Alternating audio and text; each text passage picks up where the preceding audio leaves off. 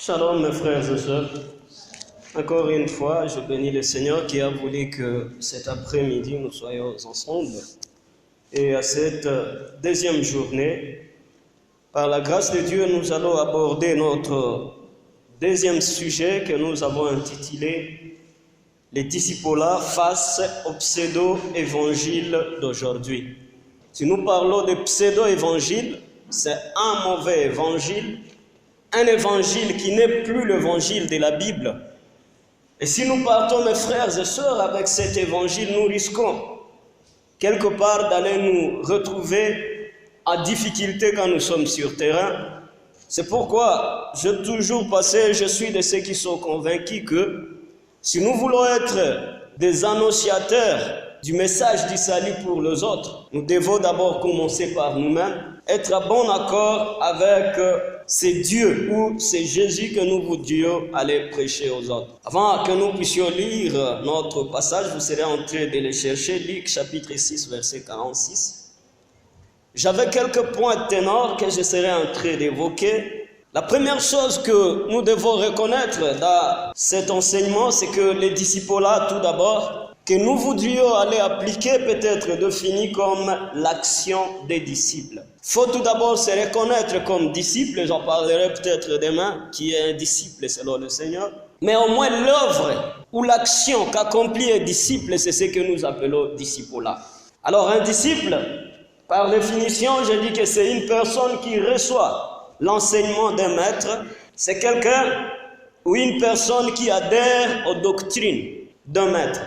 Et suivant maintenant le sens du Nouveau Testament, le mot disciple vient dilater discipulus, qui veut tout simplement dire un apprenant, un élève, quelqu'un qui apprend ou un apprenti. Dans ce même sens, nous appellerons disciples du Seigneur Jésus-Christ, celui qui suit les enseignements de Jésus-Christ. Je dois d'abord signaler que le fait que nous soyons chrétiens ou nés de nouveau ou être enfants de Dieu ne veut pas dire forcément que nous sommes des disciples. Parce que quand nous parlons ici des disciples, nous parlons de ceux qui accomplissent la volonté de Dieu.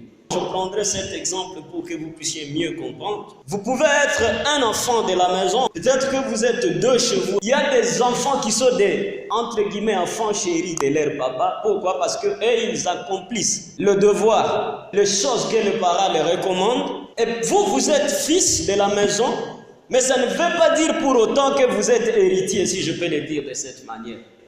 Et les disciples, alors, ce sont les héritiers. Ceux-là qui non seulement ils sont nés de Jésus, mais à plus de naître de Jésus, ils héritent aussi le bien ou la possession de Jésus. Nous allons lire Luc chapitre 6, verset 46. Vous y êtes, je pense. La Bible dit « Pourquoi m'appelez-vous Seigneur, Seigneur, et ne faites-vous pas ce que je vous dis, parole du Seigneur ?» Pourquoi m'appelez-vous Seigneur, Seigneur, et vous ne faites pas ce que moi je vous dis? C'est Jésus face aux gens comme nous, qui chaque fois qu'ils vont à l'église, chaque fois qu'ils sont dans les quartiers, chaque fois qu'ils sont au boulot, ils disent nous appartenons à Dieu. Nous sommes enfants de Dieu. Des fois dans nos prières, ça se fait sentir au sein des gens quand ils sont en train de prier, on écoute plutôt les gens dire Seigneur Jésus, tu es mon maître. Seigneur Jésus, tu es mon tout. On écoute de fois les gens dire, Seigneur, c'est toi qui prends la première place de ma vie. Mais Jésus est en train de demander une simple question que chacun de nous devrait se demander. Pourquoi tu m'appelles Seigneur, Seigneur, et tu ne fais pas ce que moi je te recommande de faire? Je vais simplifier tellement les choses, bien sûr que je reviendrai au cours de la semaine. Jésus ne nous demande pas beaucoup de choses comme on a l'habitude de les penser. Jésus, lui, ne nous demande que deux choses. Deux.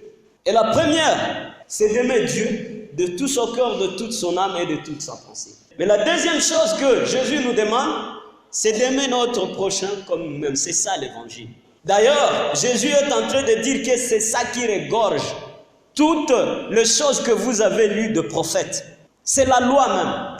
Le problème, ce n'est pas appartenir à la CBK.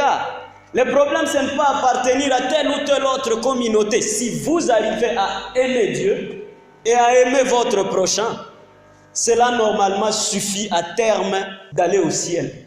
Est-ce que c'est ça le chemin?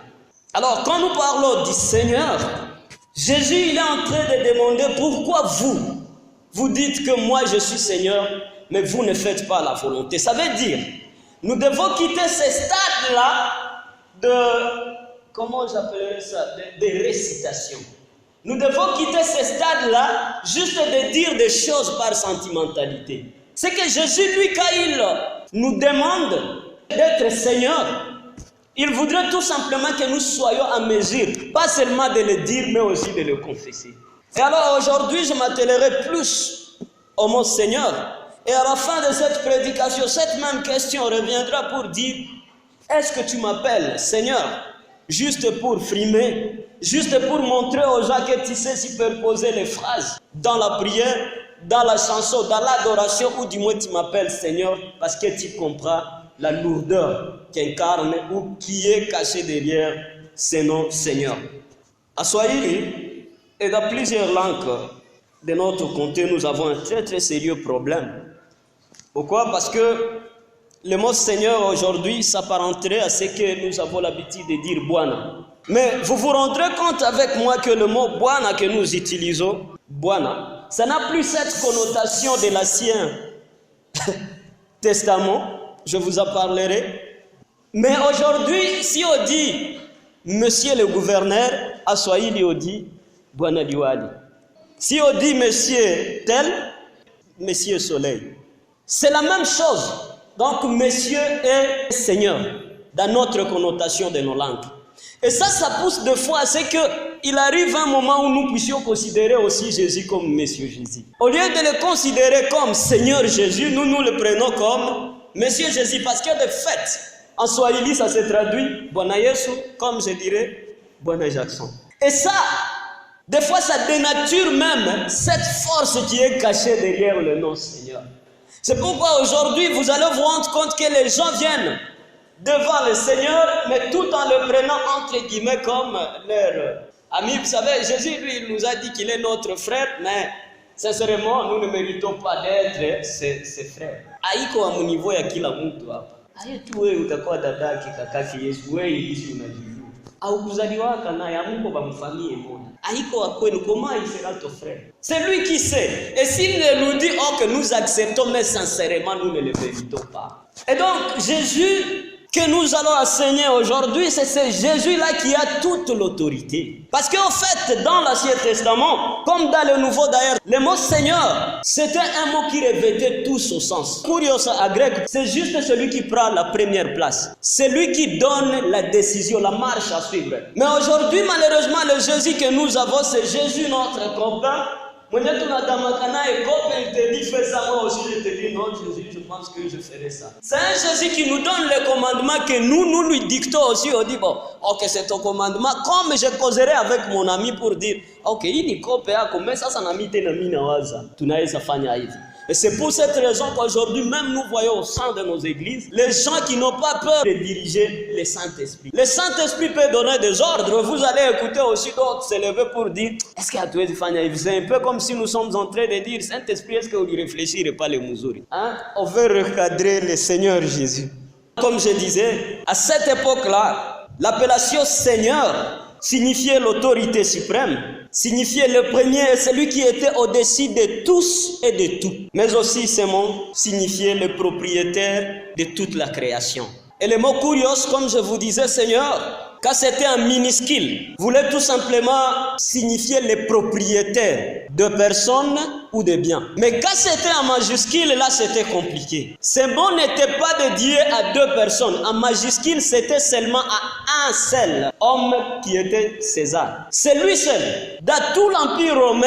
Et donc, vous comprenez d'ailleurs selon l'histoire combien les chrétiens ont eu beaucoup de problèmes à cette période de César. Parce que les soldats, quand ils passaient à court de route, ils se saluaient en disant César est le Seigneur.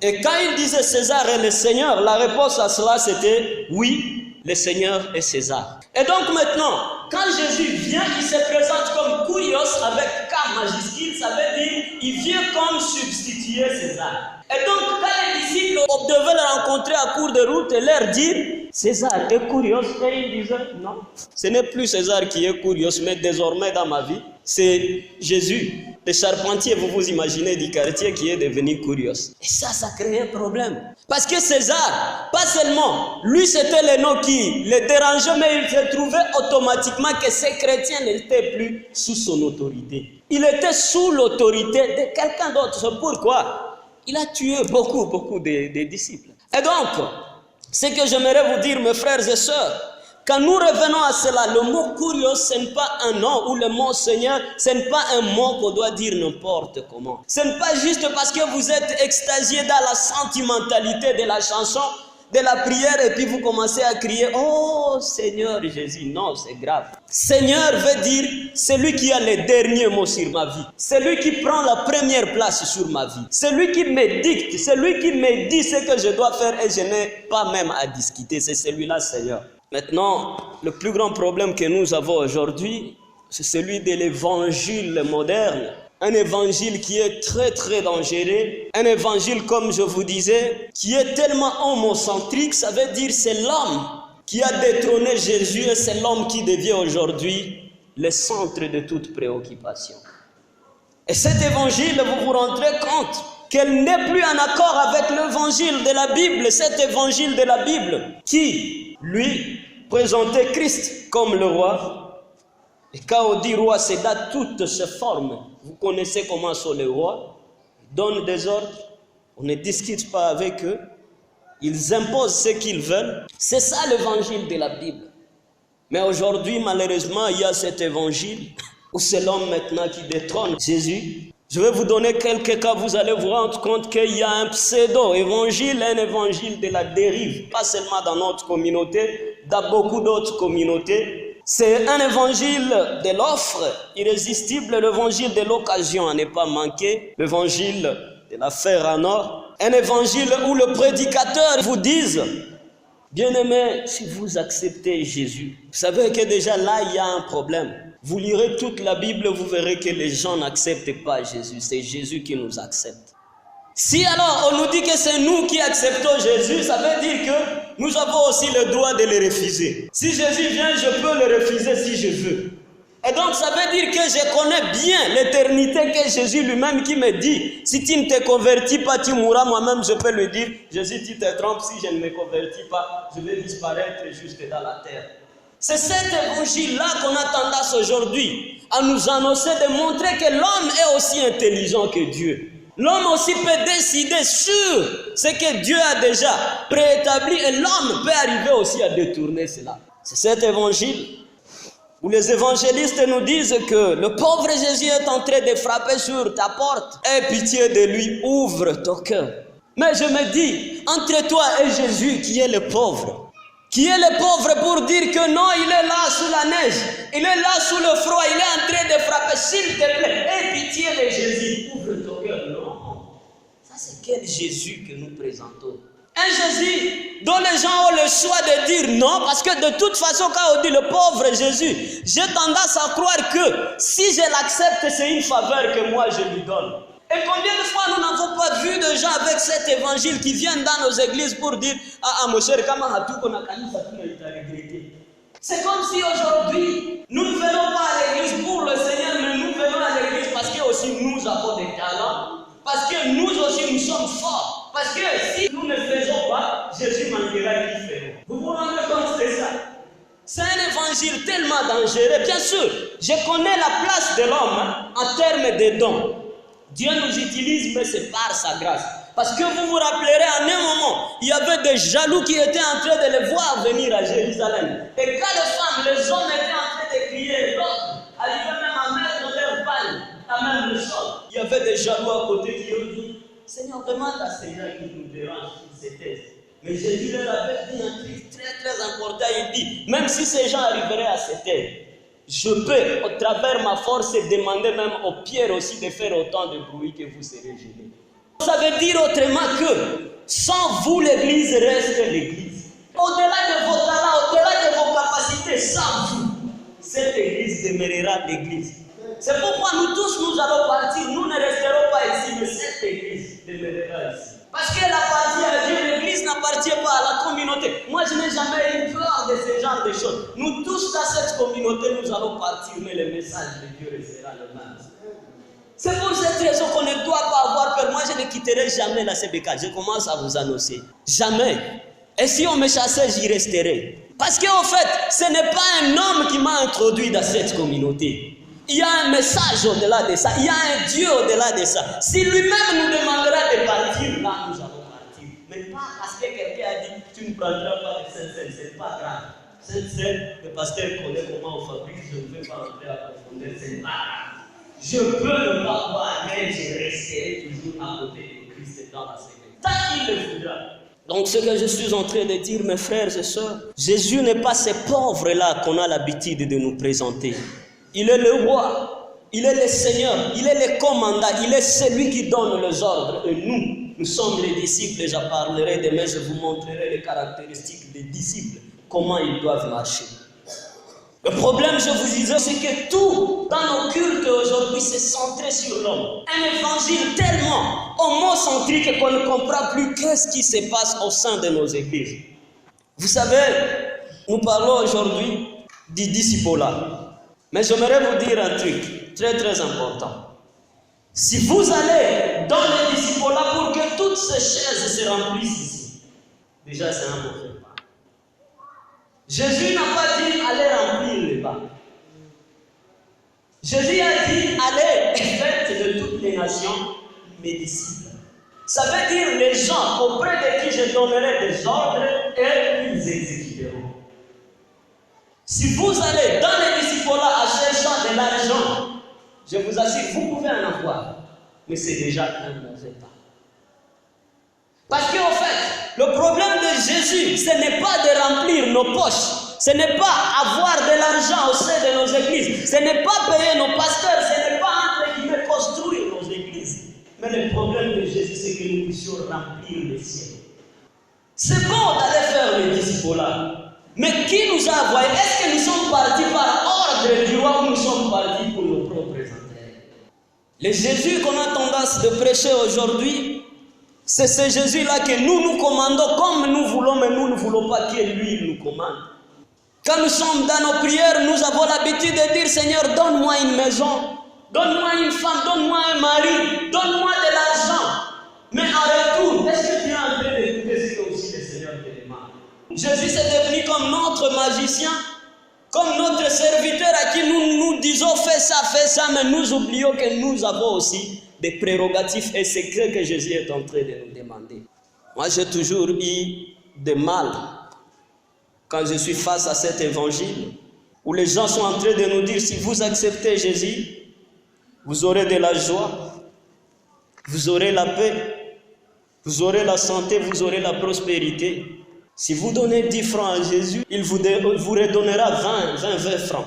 Si vous donnez 50, Jésus vous redonnera 100. Je sais, Jésus a promis toutes ces choses aux siens, mais ce n'est pas une obligation pour le Seigneur. S'il est réellement Seigneur, il peut ou ne pas nous les donner. Ce n'est pas ça l'essentiel. Cet évangile veut toucher toujours la sensibilité des gens. Et des fois, vous savez, cette offrande qu'on met ici devant, je n'ai jamais compris à quoi ça sert. C'est juste parce que les femmes ont été bien habillées, les hommes ont été habillés. Et moi, ça m'attriste toujours chaque fois, pasteur, de voir la quantité maintenant de ces offrandes. Les gens, ils viennent à tour de rôle, plus de 50 personnes, mais quand vous comptez 30 000. Des gens qui étaient bien habillés.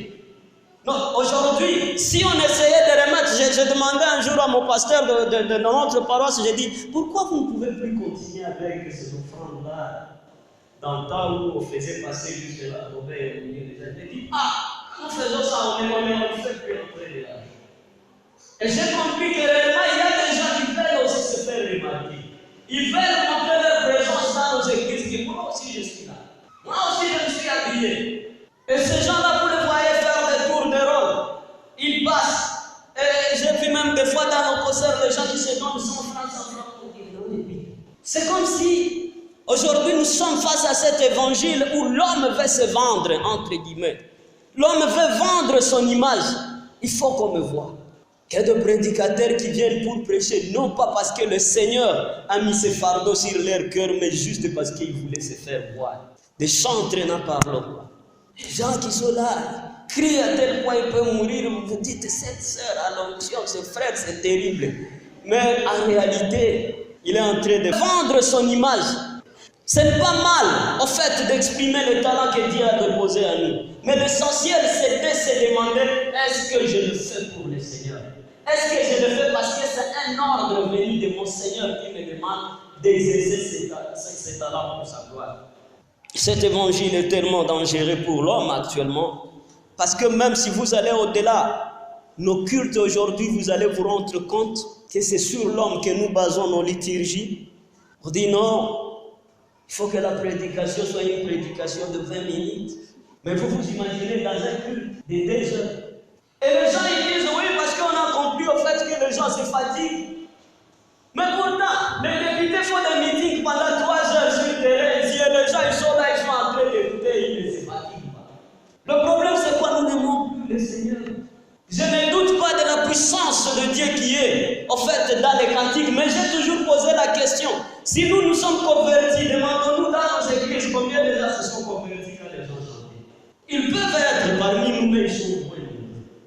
Je ne doute pas de la force qui est cachée dans la chanson. Je ne doute pas de votre talent, mais je sais que la plupart d'entre nous qui se sont convertis, c'était au travers de la parole. Aujourd'hui, malheureusement, et d'ailleurs, il faut voir aussi quel genre de cantique, quand on nous dit il faut qu'on chante. Je suis la bénédiction à gauche, pas à droite. Moi, je me dis, non, ça c'est bon. Et les mêmes gens, vous voyez, on partage des bénédictions comme ça, nous rentrons à la maison, ce n'est qu'une bénédiction. On revient encore donner bénédiction à gauche, mais toutes ces mêmes choses-là qui est changement. Ça c'est finalement à quoi? Je ne dis pas que ce sont de mauvaises choses, mais peut-être encore ça devrait être motivé par le Seigneur qui nous a. Je ne peux pas condamner seulement la chorale, je parle au même moment de la prédication. Je ne peux pas avoir peur de l'église parce que vous le savez, nous avons peu de bons pasteurs. Ils sont là, ils peuvent prendre aussi 2 heures maintenant, comme je le disais, ok, on accepte que les pasteurs prennent 2 heures. Mais ils prennent 2 heures, tu te dis, celui-là, il était en train de dire quoi finalement? Ils sont nombreux chez nous, nombreux. On s'efforce juste d'être bénis. On invente même sa propre bénédiction.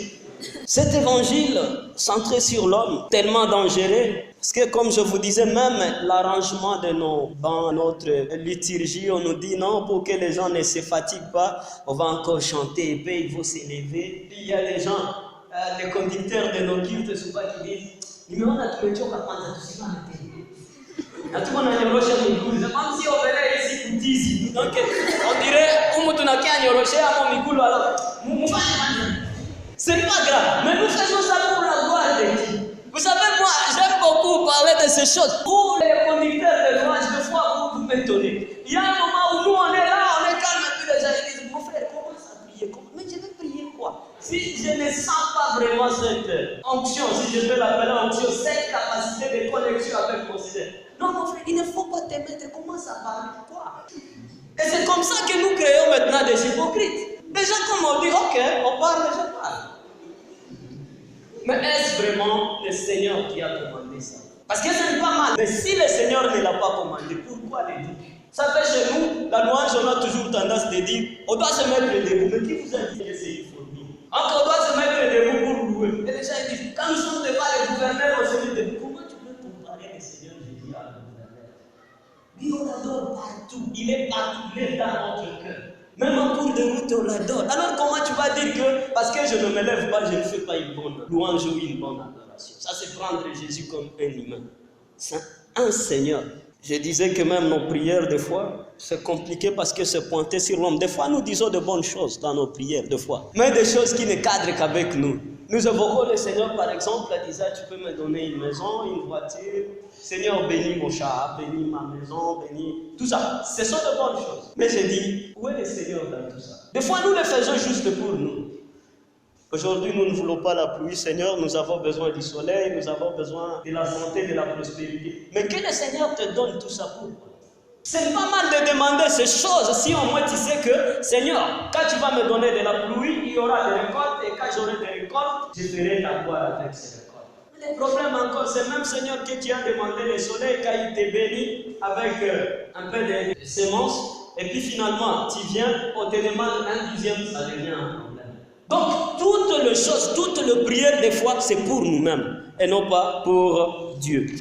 Mais l'évangile du royaume, nous lisons Matthieu chapitre 11, versets 28 à 29, où la Bible nous dit: venez à moi, vous tous qui êtes fatigués et chargés, et je vous donnerai du repos. Prenez mon joug sur vous et recevez mes instructions. Vous savez, bien aimés, nous aimons attendre la première partie qui dit: venez à moi, vous tous qui êtes chargés et fatigués, et sans nous soulignons, car la Bible dit: je vous donnerai des réponses. Ça fait du bien. Ce pseudo-évangile, c'est cet évangile de tous les versets que vous avez soulignés dans votre Bible, les versets avec promesse. Jésus il dit: je vous bénirai, Jésus il dit: je vous ferai la tête et non la queue.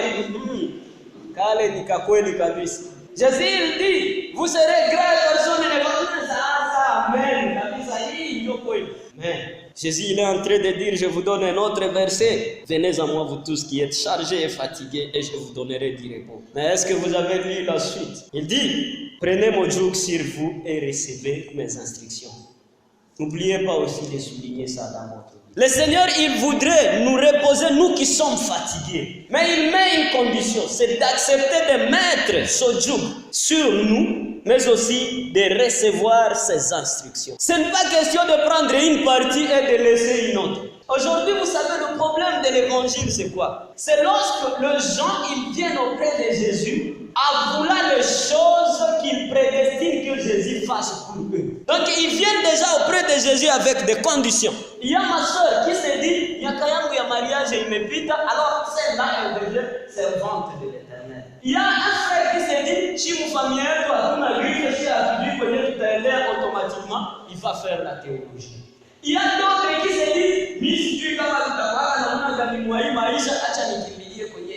et alors, quand ils viennent auprès de Jésus avec ça, ils sont comme des enfants. Pour les parents, si vous donnez à un enfant du pain, vous mettez un peu de confiture, l'enfant a tendance de lécher seulement la confiture et après il vous remet le pain. Parce que le pain c'est un peu dur, mais la confiture c'est doux.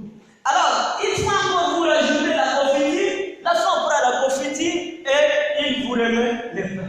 C'est comme ça que les chrétiens aujourd'hui viennent auprès de Jésus. Ils viennent auprès de Jésus en disant: si tu dis que je serai grand, oh, que je suis d'accord avec. Si tu dis que je vais me marier, je suis d'accord avec toi. Et quand il s'agit de tes instructions, prends ton pain.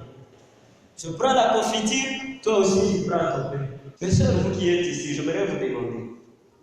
Imaginez que nous sommes chez le maire, le jour de notre mariage, le maire de ville, je parle pas de moment. Alors ce jour-là, il y a votre mari, on lui donne le micro. Et quand on lui donne le micro, nous savons, souvent c'est ce moment-là solennel d'engagement. Et votre mari, il dit: monsieur le maire, je suis d'accord. Mais au lieu de dire mon épouse, lui, il dit: monsieur le maire, je prends madame Light comme ma cuisinière. Et aussi, si elle voudra, elle peut être aussi celle qui fait la lessive pour moi. Je vous remercie, monsieur le maire. Met le microphone.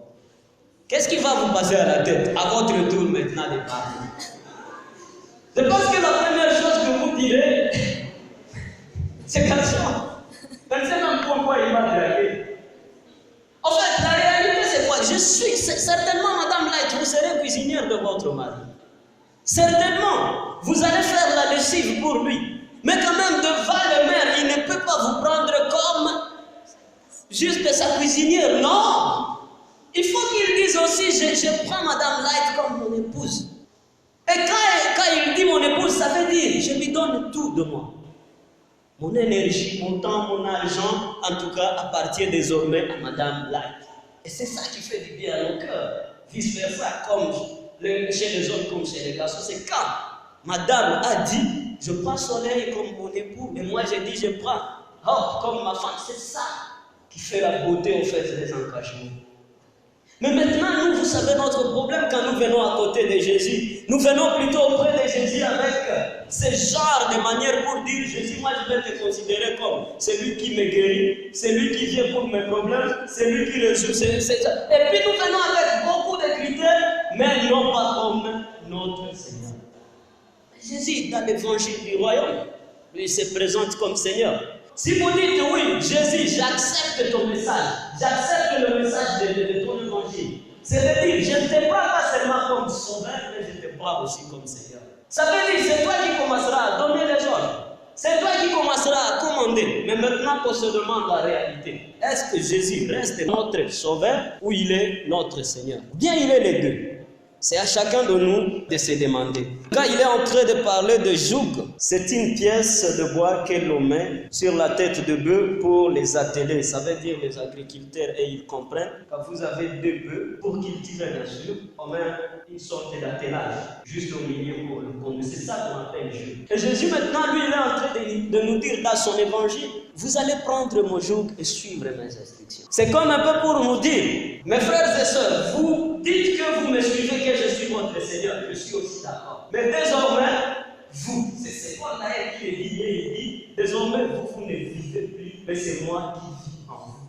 Et donc, quand Jésus vivra en nous, je ne vois pas comment nous aurons difficile même à faire les disciples là. Quand Jésus vivra en nous, je ne vois pas comment nous aurons des difficultés de faire sortir notre argent. Vous savez, l'évangile du royaume présente le message du salut, non pas comme comment je dirais, une cope. Entre guillemets, négociation où Jésus vient auprès déjà pour dire, maman, est-ce que tu peux être sauvé? Il y a deux cas dans la Bible. Il y a un homme qu'on appelle Zachée, si vous vous rappelez. Zachée, c'était le genre de GI aujourd'hui. Ouais.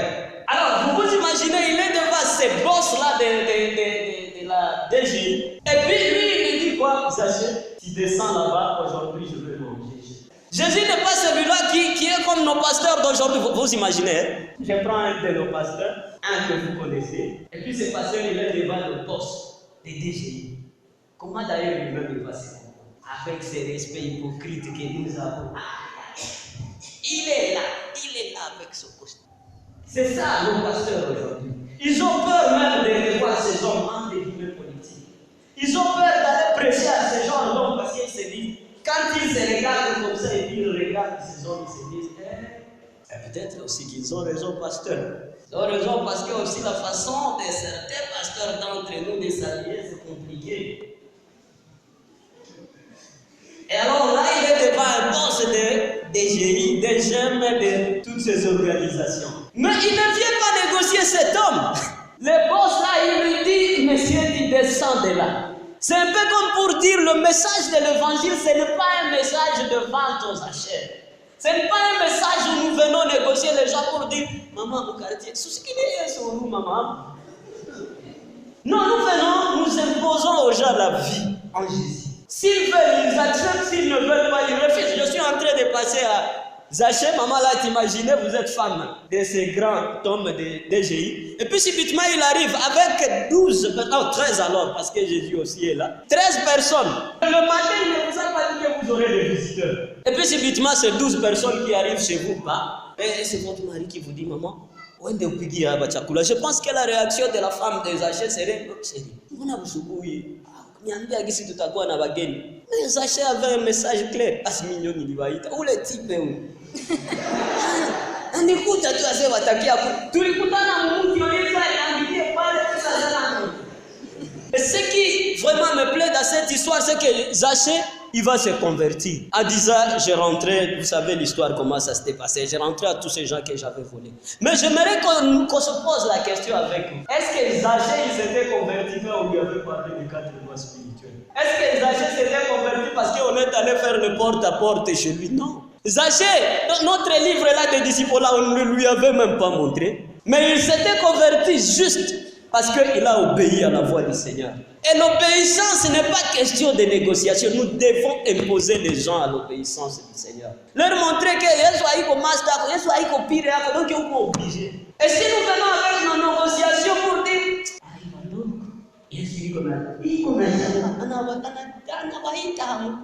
c'est comme si les gens ils ont l'air pour dire, non. Yesu ndio iko na kusikilia huruma, donc tu n'as pas d'autre choix. Et si tu veux, tu refuses, ou si tu veux, tu acceptes.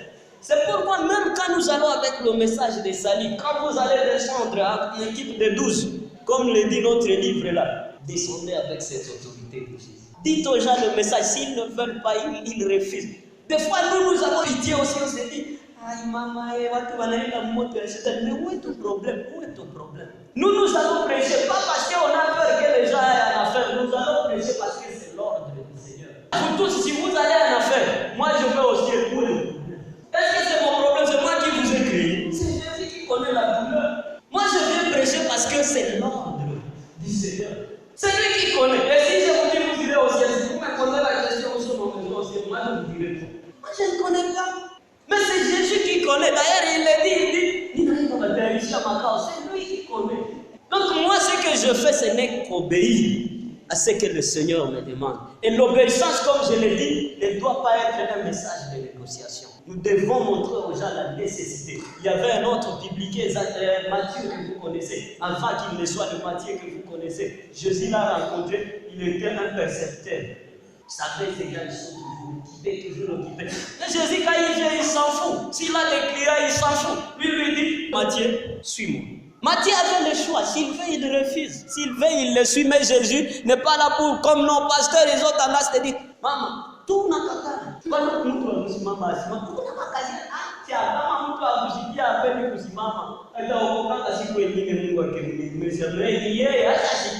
les gens sont tendance toujours de vouloir négocier. Et c'est là même qui pousse. Je me rappelle un jour, il y avait une soeur qui m'avait dit à l'église, elle s'était levée parce que le prédicateur a insisté. Elle me disait, quand on est allé en ambassade et je commence à l'enseigner, elle me dit,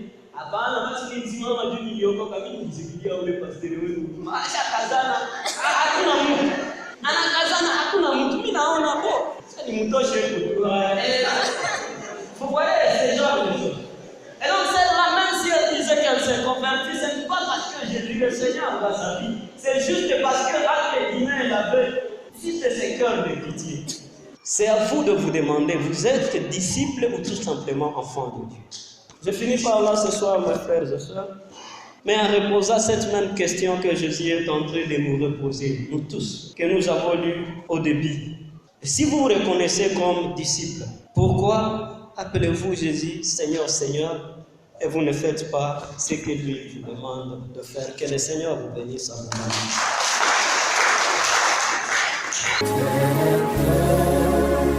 Je suis sans rien à moi, sinon ton sang versé pour moi et ta voix qui m'appelle à toi.